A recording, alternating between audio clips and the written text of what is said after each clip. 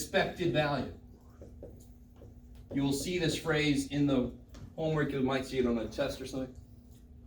And look what's really nifty. This is completely coincidental. And this isn't exactly right, but of course, what letter does that look like to us? E. Look at the first three letters. Yeah, dude. All right, I'm sorry. It's not that amazing, but still, it's kind of nifty. We didn't do it on purpose, so we're not going to take credit for it. It just sort of happened. Like statistics sample, right? Okay, maybe. And then, of course, the other important thing to calculate is the variance and standard deviation. So we got, after some algebraic stuff, we got there, right? All right, so that would entail, so to do that formula, again, anytime you have a formula with a big ass E in it, the sigma, you cover it and you say, oh, I need to make a column of those because then I can add them up. It's that simple. I can't add this shit up until I get that shit. So I need a column of xp of x's, right? So I'd multiply across. Oh shit, what is that? And then I would add those and that would be the mean. And what column do I need for this one? X squared p of x. Does this sound familiar for you guys, all right? No. If you cover this, you go, I need a bunch of those, so then I can add them up. So then you would make another column, x squared p of x, blah, blah, blah. I'm not going to do the whole problem again. We did it yesterday. You know.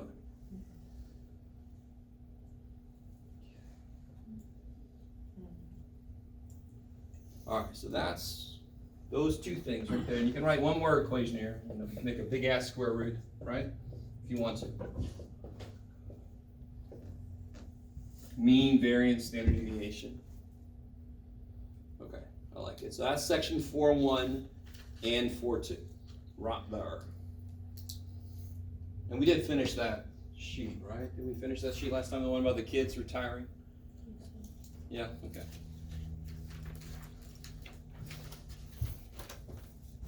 All right. So now we're going to do, remarkably enough, we're going to do section 4.3. Let me ask you guys, if I say this, do you guys remember the word polynomial, for example? Right? What about the more specific binomial? Do you remember that? Binomial? You had monomial, binomial, trinomial, and then you just kind of gave up and said poly, which means many.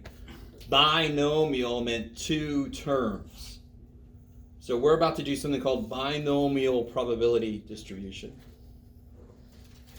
which means it's a probability situation where there's only two possible outcomes.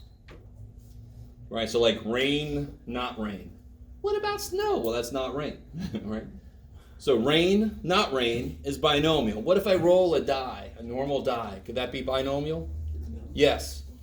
5, not 5. Bam. Do you guys see what I'm saying? All right. So depending on the way the problem happens, it could be binomial for almost anything. Because it's this, not this. That's a possibility. All right, so.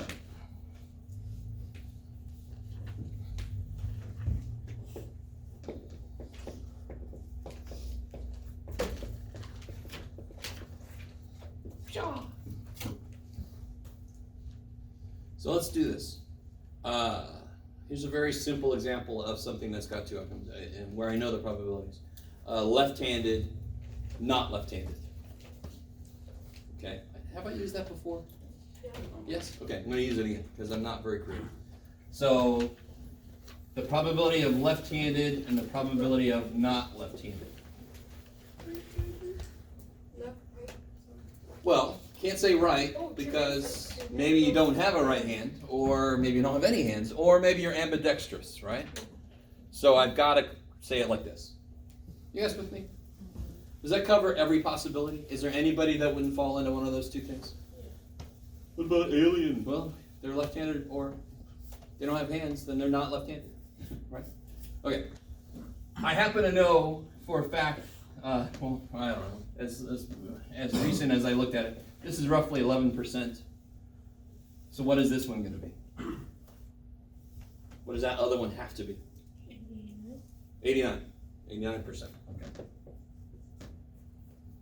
So here's the thing. So I'm going to do that to you a lot. I'm going to give you one probability. You just got to do 1 minus to get the opposite probability, right? But be really, really careful. If I had 7%, what does that look like as a decimal? 0.07. If you call it 0.7, you're probably going to be freaking. Right? So you have to really change those correctly. Okay. That didn't happen, so it's over here. So here's the kind of problem we're going to be able to do that we actually couldn't really do before easily. We're going to do one completely, and then I'm going to talk about how impossible it would be to do certain other ones without the shortcut. All right, so here's what's going to happen.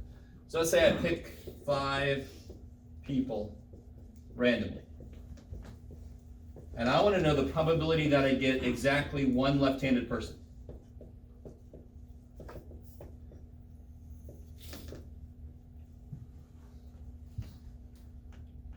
Everybody with me? What's happening? So if I randomly pick 5 people, what is the probability that exactly one of them is left-handed?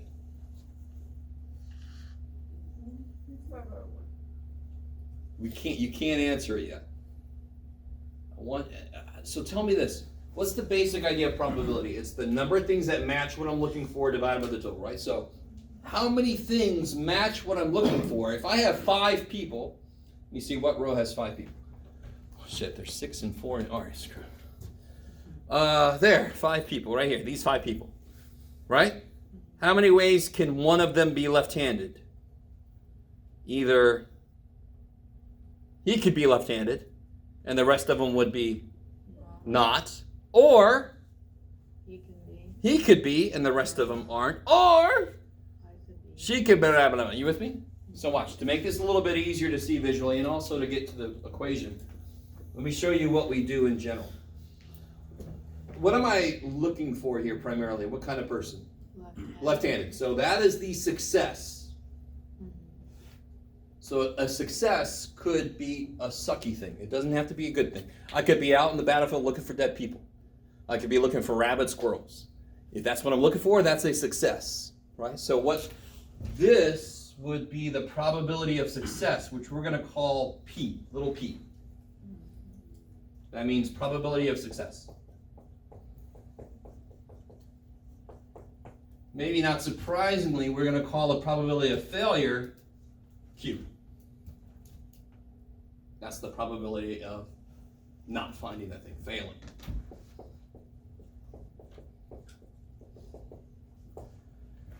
Then it becomes a little bit easier to write all the possible situations that can happen here that match what I'm looking for. Let me give you a little better here. So exactly 1 left-handed person. It could be the first person who's left-handed, right? Correct? So he would get a P, and the other 4 would get Q's. So here's the most important thing we got from chapter 3. What would that mean? He's left-handed, and he's not, and she's not, and she's not, and he's not, right? What does and mean? Multiply. So it'd be P times Q times Q times Q times Q. This is just like Twix, Snickers, right? So now I got 5 of them. Or means add. So this guy could be, or this guy could be, right? So or, it could be Q, P, Q, Q, Q. Or, so it could be you, bam, it could be you. Bam, it could be you. What would that be? So not, yes, not. Q, Q, P. Q, Q, P, Q, Q. By the way, again, just to let you know, you're not going to ever have to do this work we're doing now. This is going to lead us to a shortcut. Yeah. Thank the gods. This is a very short list. Aren't the same? We'll talk about how big these lists can get for different situations. Aren't they the same? You got ahead of me. Pull it Yeah. back. Because they're like I'm with you. Pull it back. So one P, what? but like I got you. Hold on, I'll get there. What else could happen? Q, Q, Q, P, Q, right? You'll see why I'm doing this. And there's a purpose. Right? Or it could could be, Rudy, Q, Q, Q, Q, P. Now tell me what you're saying. What does math think about each of these? What is P times Q times Q times Q times Q? What are each of these? What's a better way to write each of these? What's Q times Q times Q times Q? Q to the fourth. Yeah. And what's Q times P times Q times Q times P? P times Q to the fourth, right? Mm-hmm. So aren't all of these P times Q to the fourth? Right? And how many are there? 5. So aren't you doing PQ4 plus PQ4 plus PQ? So of course you get 5 of them, don't you? Mm-hmm. Now watch. Let me put a 1 here that we normally don't show. Is that all right? Of course it is. All right. So now watch how to interpret where we ended. Why does this number make sense? Because I want one left-handed person, so 1 success, the rest failures. The 5 came from how long this list was. It's the sample, right? Say again? Is the sample 5? Sample space, sure. Yeah. But it's not because of this. No, careful. Okay. All right. Stay with me now. Come on. So what if, so real quick, let's figure out what this is. I can actually figure out what this probability is, right? Because I know what P is. What was P? 0.11. And what's Q? 0.89. Can you guys put that in the old calculator? Figure out what the hell that is.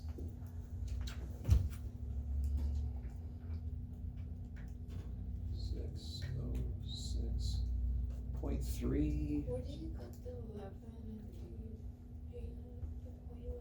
From the beginning. From the beginning. I mean, this is what the whole problem is about, right? So this is left-handed, and this is not. And you know the probably left-handed is 0.11, and probably not left-handed is 0.89. I like it. It's going to be 0.345. 0.345, 11.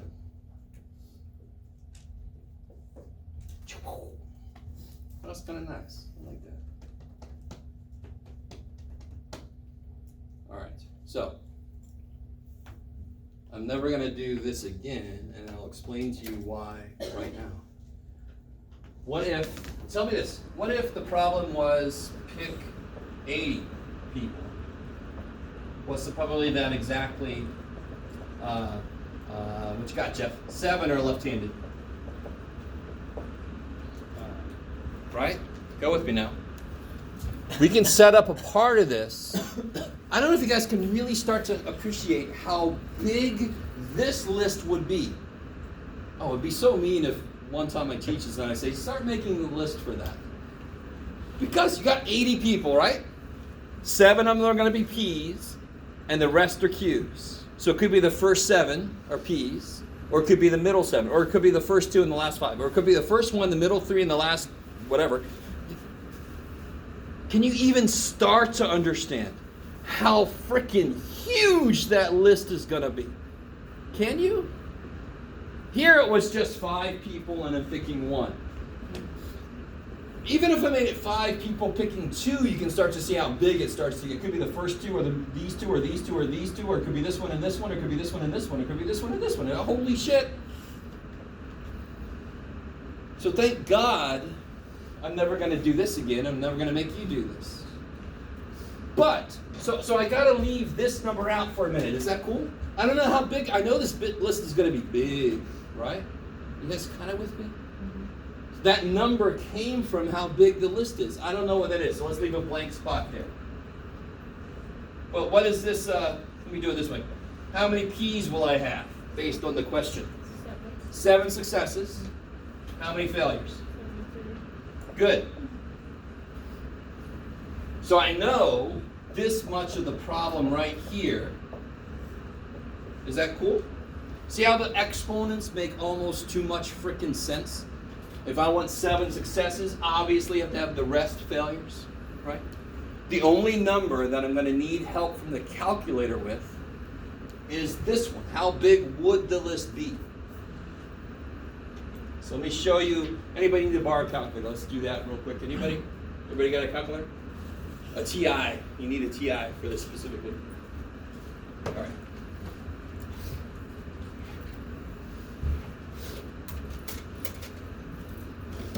We're going to make this calculator do some shit, and of course, I'm going to cover this.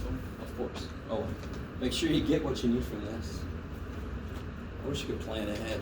That'd be great.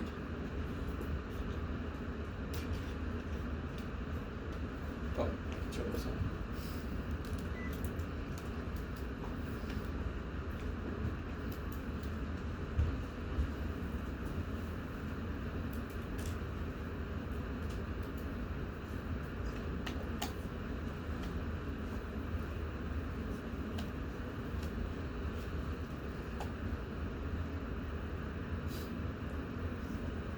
All right.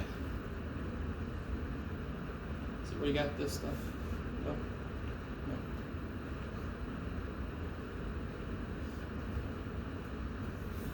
No. That for you, if you have. All right.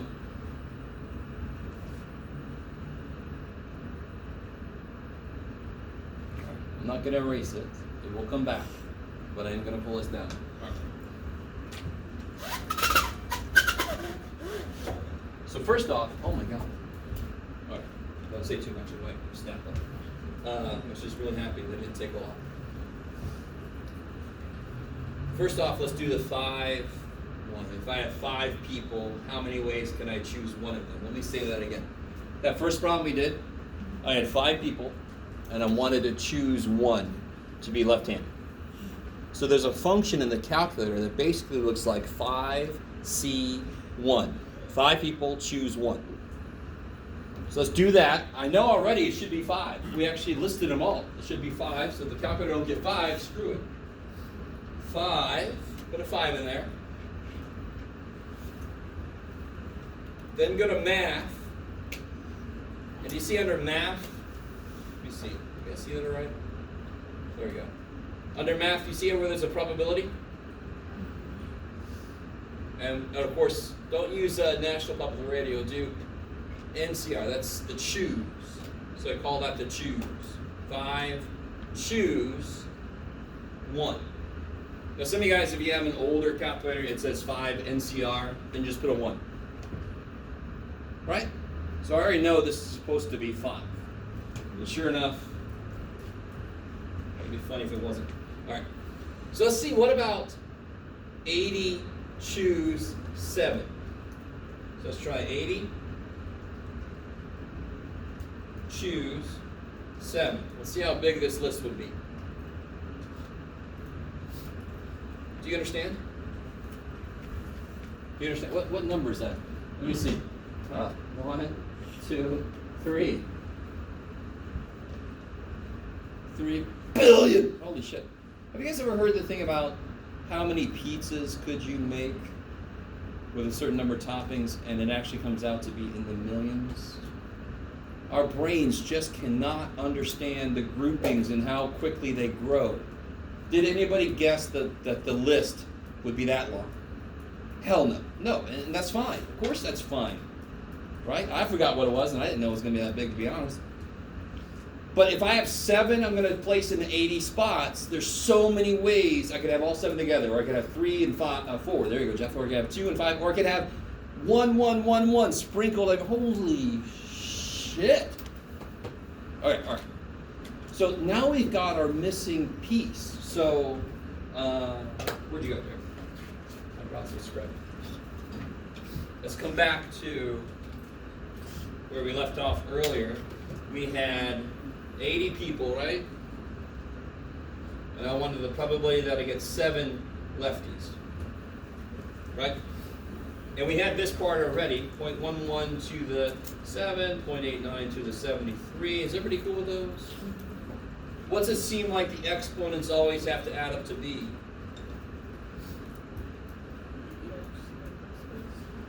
The total number of people, right? What is 80 as a variable? What variable would I use for 80? What do you use? P, X, pi?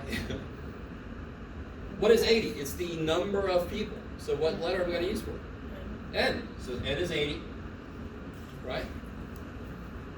So it seems like these will always have to add up to be n, which only makes sense because I have to have everybody I've got.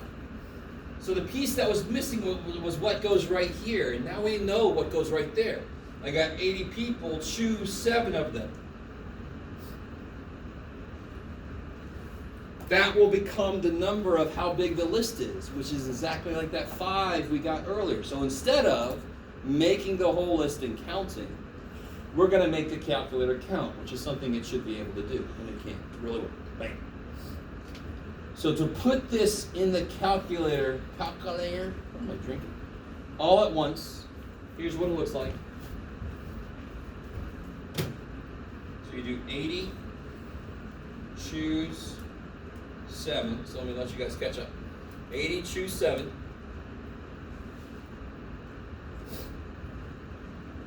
Now watch this. If you got the newer calculator where it does subscripts, you should know this by now, but you got to hit the over arrow to come back up.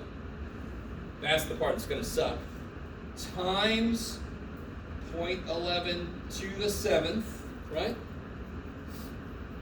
Is that cool so far? I'm just throwing this whole thing in at once.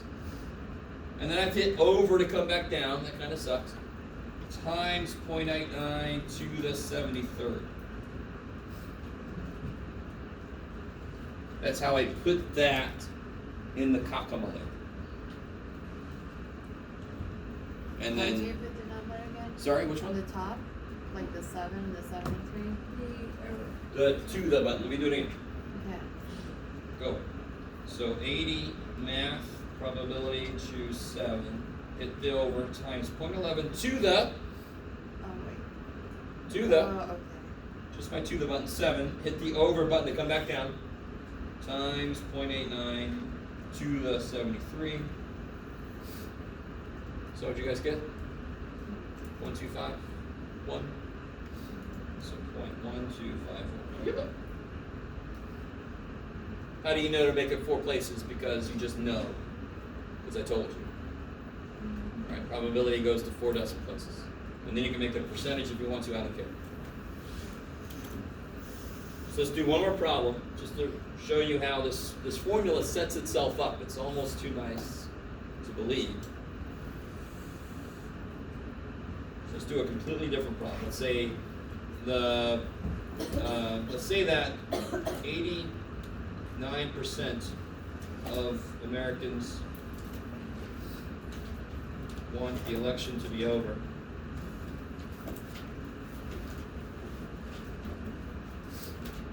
Right? Big meteor, 2020. 89% of Americans just want the election to be over. Anybody feel like that?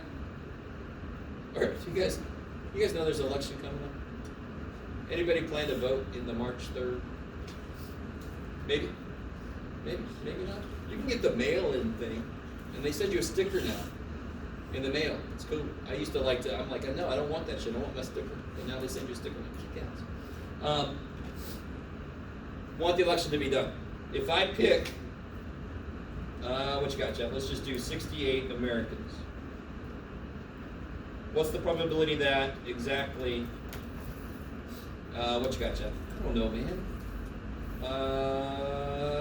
Exactly 60 want it to be done.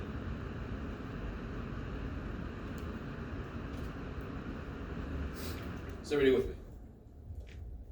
Does everybody see the idea of the problem? So let's identify a few things for ourselves.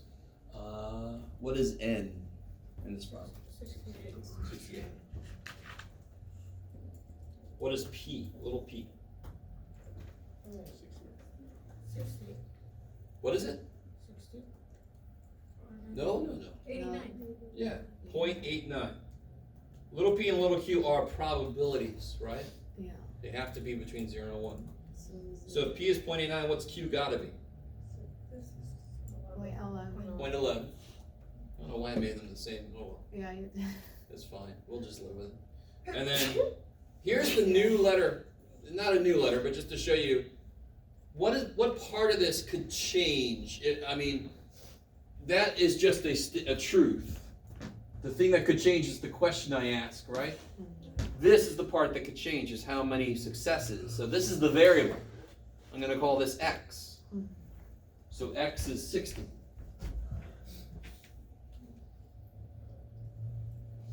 So I've got 68 people, and I want to choose how many? 60.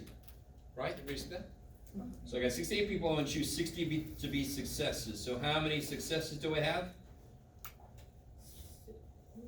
It's very repetitive, which is kind of nice. 60? 60 successes, so how many failures do I have? 8. 8. Do you see how, I really want you to see, the formula sets itself up. 68 people, I want to choose 60 of them to succeed. So I got 60 successes, and the rest are failures. So try to put that in your calculators. What are you doing up there? It makes noises, but I have no control.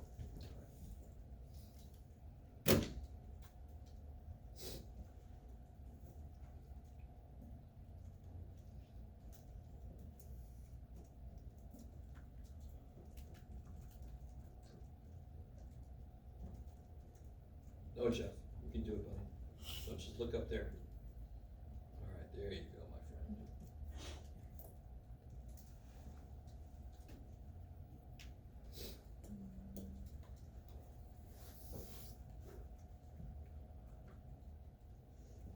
All right, is that all right? Should look just like that.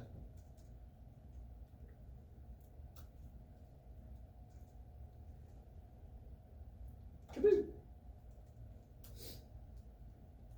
I like it. Everybody get that? You guys all right? Anybody get an error or something? Or something different? Okay, if you did, I can't help you. So, all right. So you would only ask like 4 numbers for decimals, right? Yes. Okay. Probabilities, you can round it to 4 Like places. the answer will be like 4 just places. 4. Yeah. Okay. So 1, 4, 5, 6. And then you can make that 14.56% if you want to. Okay, so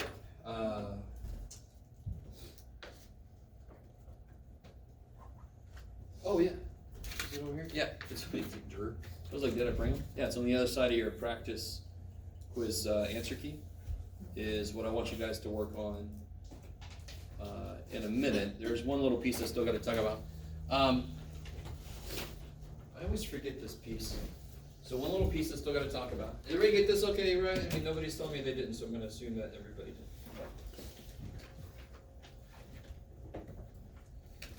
Let me ask you this.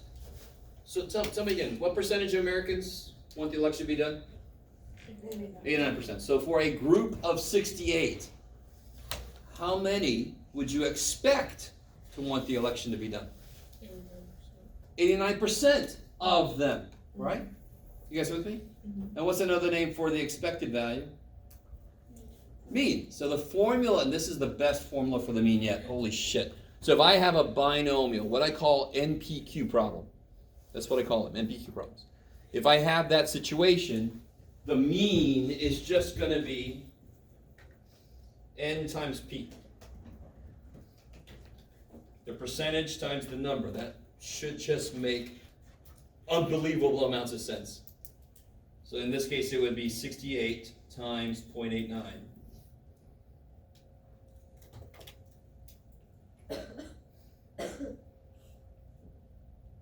Which is whatever the hell it is.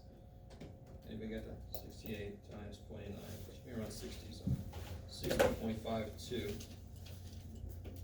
So that's the average I would expect for a group of 68 Americans. Now here's the freaky one. Obviously, what else do I want to be able to figure out? The mean and the what's the other important number? The middle and the standard deviation. Exactly. So here's the formula for the standard deviation. This was not as easy to understand, but it is very nice and small. I don't need any freaking tables to do this. It's the square root of NPQ. So it would be square root of 68 times 0.89 times 0.11.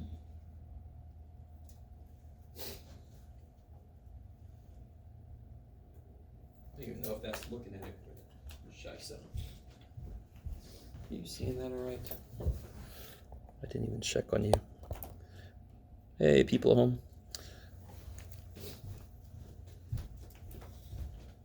And, whatever the hell that is. I get 2.58.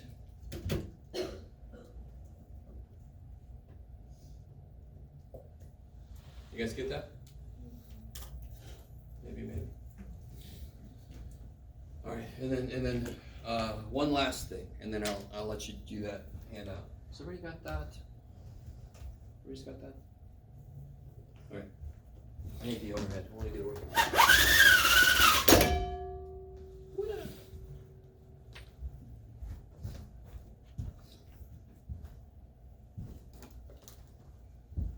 So, last thing,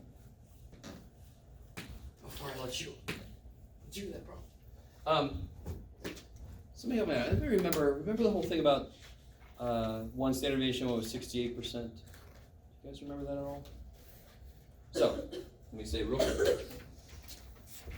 In a normal curve, one step away has 68% of the data in it. 2 steps away has 95% of the data in it. Right? So you can imagine the easiest way to think about this is height. Aren't there a lot of people around the average height?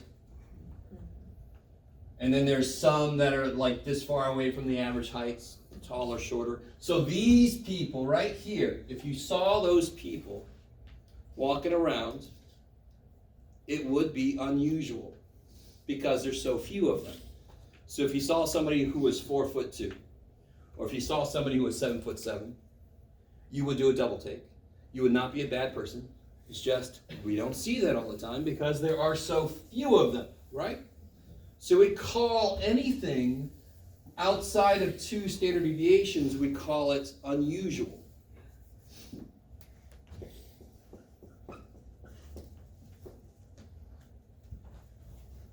Right? Does that make some sense? I mean, that's exactly, it's a beautiful, physical, real world idea. So for example, if I flipped a coin 500 times, would it be weird to get 248 heads? No. Why? How many heads would you expect to get? 250, right? Because it should be half and half, right? You with me?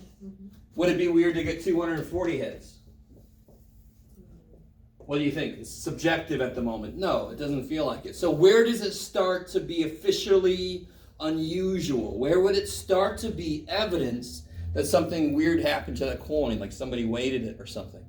I could do this. The mean is 250. Is everybody cool with that?